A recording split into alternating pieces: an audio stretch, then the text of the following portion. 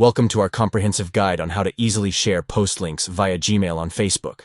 Let's walk through the simple steps to achieve this seamlessly. To begin, open the Facebook app on your Android device. Next, locate the What's on Your Mind section where you can compose your posts. Now, navigate to the post you wish to share.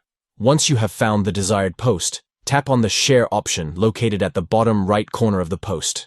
Within the sharing options, look for the Gmail icon. Tap on the Gmail icon to choose Gmail as the platform through which you want to share the post link.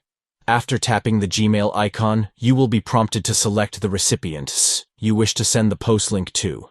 Once you have selected the desired recipient, tap on the send arrow icon to share the post link via Gmail. By following these straightforward steps, you can effortlessly share post links with your friends and contacts on Facebook using Gmail. Enhance your sharing capabilities and stay connected with your network through this convenient method. Thank you for watching our guide on sending post links via Gmail on Facebook. Start sharing your favorite posts with ease and efficiency today.